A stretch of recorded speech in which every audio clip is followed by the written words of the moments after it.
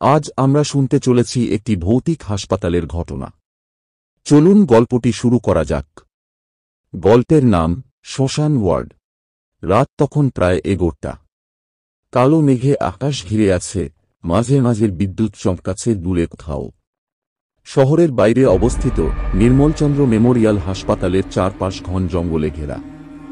এই হাসপাতাল একসময় বিখ্যাত ছিল, কিন্তু এখন রোগীর সংখ্যা হাতে গোনা, আর অধিকাংশ ভবন অর্ধেক ভাঙা আর পরিত্যক্ত। ডক্টর অর্ণব সরকার সদ্য এখানে বদলি হয়ে এসেছেন। কলকাতা থেকে এসেছে ট্রান্সফার অর্ডার। 6 মাসের জন্য এই প্রত্যন্ত অঞ্চলের এই পুরনো হাসপাতালেই দায়িত্ব পালন করতে হবে। যদিও অর্ণব একটু অস্বস্তি বোধ করছিলেন, তবুও ভেবেছিলেন হয়তো 6 মাস একটু নিরিবিলি কাটানো যাবে। হাসপাতালে পৌঁছেই অদ্ভুত এক শীতলতা অনুভব করলেন, যেন চারদিক থেকে কেউ তাকিয়ে আছে। পরিচারক রামু তাকে ওয়ার্ডের একটি কক্ষ দেখিয়ে দিল। 2 তলার কোণে 212 নম্বর ঘর। ঘরটা পুরনো হলেও পরিষ্কার, কিন্তু ঘরের জানালা দিয়ে হাসপাতালের পিছনের ভাঙা উইংটা দেখা যায়। সেটা একসময় শল্য চিকিৎসার জন্য ব্যবহৃত হতো, এখন পুরোপুরি বন্ধ। রাতে ঘুমাতে যাবার সময় হঠাৎ শুনলেন কার যেন কাঁদো কাঁদো আওয়াজ। দরজা খুলে বের হয়ে চারদিক দেখে কিছুই পেলেন না, শুধুই শুনশান নীরবতা। পরদিন সকালে অর্ণব হাসপাতালের অন্য ডাক্তারদের সাথে পরিচিত হলেন। সিনিয়র নার্স মীনা দেবী অদ্ভুতভাবে গম্ভীর। তাকে জিজ্ঞাসা করলেন, এই হাসপাতালটা এত পুরনো, নিশ্চয় অনেক ইতিহাস রয়েছে।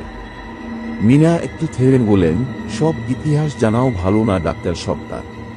কেউ কেউ তো বলে এই হাসপাতালের পিছনের উইংটা অভিশপ্ত। কেন? কি হয়েছিল? 1980 সালে সেখানেই নাকি এক সিরিয়াল কিলার রোগী ভর্তি ছিল। সে পালিয়ে গিয়ে কয়েকজন ডাক্তার নার্সকে খুন করে, তারপর সেখানেই আত্মহত্যা করে।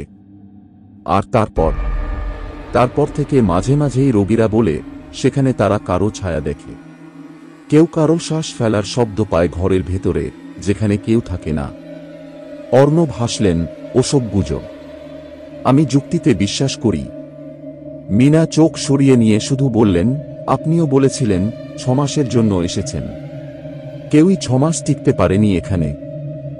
ডক্টর অর্ণব রাতে হাসপাতালের ওয়ার্ড রাউন্ড দিচ্ছিলেন। রোগী বেশি নেই, কিন্তু হঠাৎ স্টাফ নার্স পুষ্পা এসে বলল, স্যার, নতুন রোগী এসেছে। তবে উনি নিজের নাম বলছেন না, শুধু বলছে আমায় বাঁচান। অর্ণব অবাক হলেন। কে এনেছে তাকে? কেউ নয়, হাসপাতালের গেটের সামনে পড়েছিল। একজন পাহারাদার দেখতে পেয়ে নিয়ে আসে। অর্ণব নিচে গিয়ে দেখলেন একজন যুবক শুয়ে আছে, চোখ ফাঁকা, দৃষ্টি স্থির। শরীরে আঘাতের চিহ্ন নেই, কিন্তু মনে হয় যেন ভীষণ আতঙ্কিত। নাম কি তোমার জিজ্ঞেস করতেই ছেলেটা ফিস করে বলল, ও আবার আসবে। জানে আমি বেঁচে আছি। ওকে? ও মৃত নয়, কিন্তু বেঁচেও নেই। অর্ণব শীতল একটা হাওয়া টের পেলেন ঘরের মধ্যে দিয়ে বইছে, যেন কেউ অদৃশ্যভাবে পাশ কাটিয়ে হেঁটে গেল। নার্স পুষ্পাও পিছনে তাকিয়ে ভয় পেল। স্যার, আমরা এই রোগীকে ওয়ার্ড নাম্বার 5-এ রাখব। না, অর্ণব বললেন, আমার কেবিনের পাশের ফাঁকা ঘরটায় রাখো, আমি নিজে নজর রাখব। রাতে ঘুমানোর আগেও ছেলেটার কথা মাথা থেকে যাচ্ছিল না। এমন আতঙ্কিত চোখ অর্ণব আগে কখনো দেখেননি। রাত 2টা। আচমকা একটা ধাতব শব্দে ঘুম ভাঙল অর্ণবের। কাঁচ ভাঙার মতো আওয়াজ পাশের ঘর থেকে আসছে। সে তাড়াতাড়ি দৌড়ে গিয়ে দেখলেন ছেলেটা নেই। ঘরের জানালা ভাঙা, রক্তের দাগ মেঝেতে। একটা শব্দ আসছে, খুব হালকা, ফিরে এসেছি। পরদিন সকালে অর্ণব পুরো বিষয়টা হাসপাতালের প্রশাসক মৃণাল সাহার সঙ্গে আলোচনা করলেন। সাহা মৃদু হেসে বললেন, ডাক্তারবাবু, আপনি যা দেখেছেন সেটা আপনি দেখেছেন, কিন্তু এই জায়গায় এসব নতুন নয়। মানে? যেদিন থেকে এই হাসপাতালের শ্মশান ওয়ার্ড বন্ধ করা হয়েছিল, সেদিন থেকেই এমন অদ্ভুত ঘটনা ঘটে। আমরা সেটা ইগনোর করি, কারণ কে বিশ্বাস করবে? কিন্তু লোকটা গেল কোথায়? সিসিটিভি অফ ছিল, আর জানালার বাইরে কিছুই নেই। কেউ দেখেওনি। আপনি যদি চাচ্ছেন আমরা পুলিশে জানাতে পারি। অর্ণব থমকে গেলেন। কেমন এক অজানা টান তার ভিতরে জন্ম নিচ্ছে, এই হাসপাতাল যেন ডেকে নিচ্ছে তাকে তার মনের গভীরে। তারপর তিনি লাইব্রেরিতে গিয়ে পুরনো রেকর্ড খুঁজতে লাগলেন। 1980 সালের একটি পুরনো ফাইলের মধ্যে পেলেন একটি রিপোর্ট। রোগীর নাম প্রদীপ ঘোষ। রোগের ধরন স্কিজোফ্রেনিয়া। অভিযোগ ডাক্তারদের প্রতি হত্যার প্রবণতা। নোট 15 নভেম্বর রাতে 3 জন স্টাফ নিহত, রোগী পরে শ্মশান ওয়ার্ডে আত্মহত্যা করে। ছবিতে প্রদীপের চোখ ছিল কেমন যেন জীবন্ত, অথচ মৃত্যু ছায়ায় ঢাকা। তার তলার হাতে লেখা, আমি মরিনি, আমি ফিরে আসব। 3টা বাজে। বাইরে মেঘ ডাকছে, মাঝে মাঝে বিজলি চমকায়। অর্ণব ঘুমোতে পারছেন না। প্রদীপ ঘোষের কেস রিপোর্ট তার মাথায় ঘুরছে বারবার। হঠাৎ একটা শব্দ, ঠক ঠক ঠক, ঠক ঠক ঠক। কারা যেন দরজায় ধাক্কা দিচ্ছে। উঠে গিয়ে দরজা খুললেন, কেউ নেই। আবার পিছন থেকে হালকা ফিসফিস আওয়াজ, ডাক্তার, ডাক্তার, শ্মশান ওয়ার্ডে এসো। অর্ণব পুরোপুরি ঘেমে গেছেন। আতঙ্ক নয়, বরং এখন একটা কৌতূহল কাজ করছে তার মধ্যে। শব্দটা আবার এবার স্পষ্টতর, ডাক্তার, আমার অপারেশন অসম্পূর্ণ, এসো। তিনি একটা টর্চ হাতে নিলেন। ধীরে ধীরে ভাঙা উইংয়ের দিকে এগোতে লাগলেন। জায়গাটা অন্ধকার, দেয়ালে শ্যাওলা, সিলিং থেকে পানির ফোঁটা পড়ছে। হঠাৎই দরজা খুলে গেল। দেখলেন একটা অপারেশন থিয়েটার। ভাঙাচোরা টেবিল, যন্ত্রপাতি ছড়ানো, কিন্তু মাঝখানে দাঁড়িয়ে আছে কেউ, সাদা গাউনে, মুখ ঢাকা, হাতে অপারেশন ব্লেড। চোখ দুটি রক্তবর্ণ, যেন ঠিক তাকিয়ে আছে তার হৃদয়ে। প্রদীপ, ডাকলেন তিনি। ব্যক্তিটি মুচকি হেসে বলল, তুমি ঠিক বলেছ।